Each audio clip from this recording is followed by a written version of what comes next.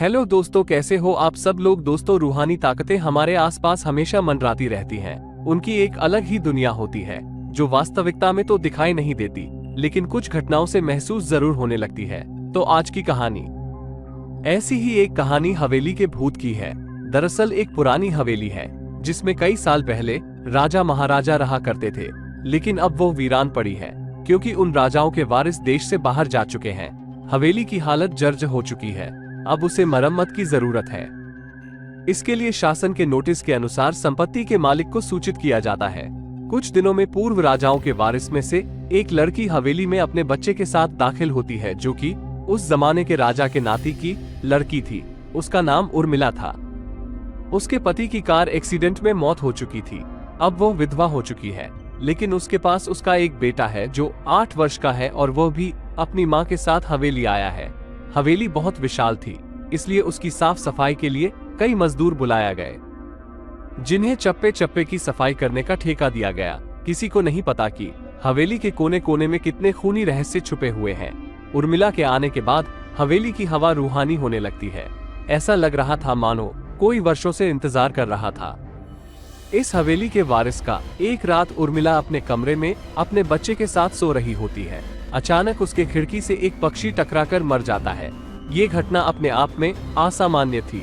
पक्षी टकराते ही उर्मिला की नींद खुल जाती है और जब वो लाइट जलाकर देखती है तो डर से चीखने लगती है, क्योंकि उस कमरे की खिड़की से एक पक्षी फंसा हुआ था और उसके शरीर से खून की बूंदें फर्श पर गिर रही थी।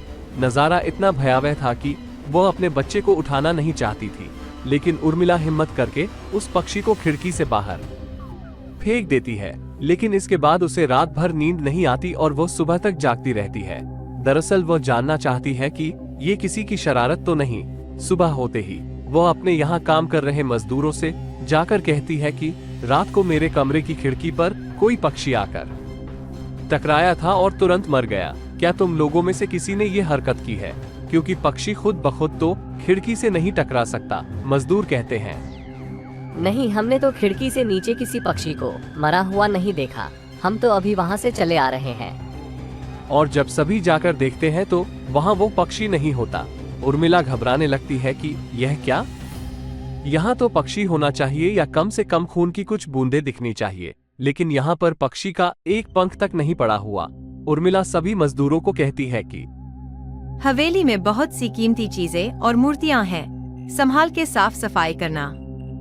मजदूर अपने अपने काम में लग जाते हैं। उर्मिला अपने बच्चे के साथ कमरे में टीवी देख रही होती है कि अचानक हवेली की छत से एक मजदूर नीचे गिरता है।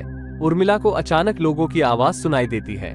वो भागकर खिड़की से नीचे देखती है तो एक मजदूर की लाश पड़ी होती है। उर्मिला कमरे से नीचे आती है और इसके गिरने का कारण पूछती है। लोगों के जवाब अलग अलग होते हैं। कोई कह रहा होता है कि इसने खुद आत्महत्या की है और कोई कह रहा था कि ये गलती से गिर गया है। सभी के दावे अलग थे, लेकिन उर्मिला को कुछ अनकही बातें सुनाई दे रही थी। उर्मिला के कान में अचानक एक आहट के साथ आवाज आती है, अपने बच्चे को बचा सकती है तो बचा ले। उर्मिला यह वाक्य सुनते ही अपने कमरे की तरफ भागने लगती है, क्योंकि कमरे में उसका बच्चा अकेला टीवी देख रहा होता है। जैसे ही उर्मिला कमरे में पहुंचती है तो उसका बेटा खिड़की से कूदने वाला ही होता है कि उर्मिला उसका पैर पकड़ लेती है और वो खिड़की से लटक जाता है। उर्मिला पूरी ताकत से उसे ऊपर खींचती है, लेकिन बच्चा फिर भी कूदने की जिद कर रहा होता है।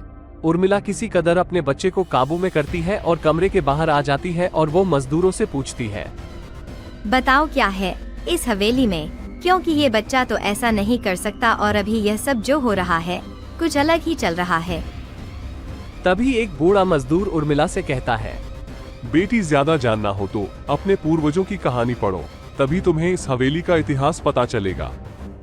इस हवेली की कहानी की किताब इसी गांव के सरपंच के घर में रखी होती है, जो कि बहुत साल पहले मर चुके थे, लेकिन अब भी उनके बेटों के पास वो किताब मौजूद थी। उर्मिला सरपंच के घर पहुंचती है और किताब ले लेती है। किताब पढ़ते ही उसे पता चलता है कि इस हवेली में एक नौकर नौकरानी भी थे, जिनके बीच में बहुत प्यार था और वो कई सालों से हवेली की सेवा कर रहे थे। लेकिन एक बार रानी के शाही गहने चोरी हो गए और उसके शंका में राजा ने नौकरानी को चोरी की सजा दी और उसे जिंदा दफना दिया गया। उसके गम में उसके पति ने भी अपनी जान दे दी और उसके 1 महीने बाद ही उस राजा ने अपनी ही तलवार अपने गले में घुसेड़कर आत्महत्या कर ली। उसके बाद छोटे मोटे हादसे हवेली में होने लगे, जिस वजह से यह हवेली हमेशा के लिए बंद कर दी गई। कई सालों के बाद वहां कोई आया है, जिससे वहां रहने वाली आत्माओं को मौका मिल गया फिर से बदला लेने का। उर्मिला हवेली का रहस्य जानकर यहां से जाना चाहती है, क्योंकि उसे अपने बच्चे की चिंता है।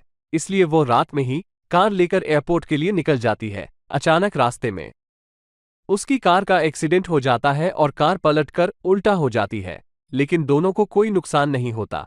उर्मिला अपने बच्चे को बाहर निकाल लेती है और सुनसान सड़क पर भागने लगती है। रास्ते में उसे एक कार आते दिखाई देती है और कार रोकने के लिए उर्मिला सड़क के बीच में खड़ी हो जाती है और अपनी मदद के लिए चिल्लाने लगती है। तभी अचानक कार वाला आकर कार का ब्रेक लगा देता है। उर्मिला पास जाकर देखती है तो उसकी हिम्मत बढ़ जाती है, क्योंकि यह एक पुलिस ऑफिसर होता है। उर्मिला हड़बड़ाहट में उसे अपनी बात कहती है और रोने लगती है। पुलिस ऑफिसर उन्हें अपनी गाड़ी में बैठने को कहते हैं और रोड में जाने लगते हैं। रास्ते में एक बूढ़ा सड़क पर जा रहा होता है और इनकी कार के सामने आते ही रोड पर गिर जाता है। पुलिस ऑफिसर गाड़ी से उतरकर उस व्यक्ति को देखते हैं। बूढ़ा व्यक्ति बेहोश हो चुका था। पुलिस ऑफिसर उसे गोद में उठाकर अपनी गाड़ी में पीछे बैठा देता है और अस्पताल के लिए चलने लगते हैं। अचानक उस बूढ़े व्यक्ति का हाथ पीछे से पुलिस ऑफिसर की गर्दन तक पहुंच जाता है। पुलिस ऑफिसर छटपटाने लगते हैं और अचानक गाड़ी का ब्रेक लगा देते हैं। गाड़ी की स्पीड कम होने की वजह से कार वहीं खड़ी हो जाती है और ऑफिसर अपनी गन निकालकर बूढ़े की तरफ निशाना लगाकर गोली चला देता है। बूढ़े की सर में गोली लगने से भी उसकी जान नहीं जाती है। महिला और पुलिस ऑफिसर दोनों समझ चुके थे कि यह कोई भूत है। भूत को देखते ही उर्मिला अपने बच्चों को लेकर बाहर निकल जाती है और इसी बीच पुलिस ऑफिसर भूत की पकड़ से अपने आप को छुड़ाने में कामयाब हो जाते हैं। पुलिस ऑफिसर के बाहर निकलते ही तीनों बाहर रोड से भागने लगते हैं और कुछ देर भागते हुए उन्हें सड़क के किनारे जगमगाती लाइट्स दिख रही होती है। पुलिस ऑफिसर उर्मिला से कहते हैं कि मैडम, यह एयरपोर्ट है, जल्दी चलिए। उर्मिला अपने बच्चों को लेकर एयरपोर्ट के अंदर पहुंच जाती है।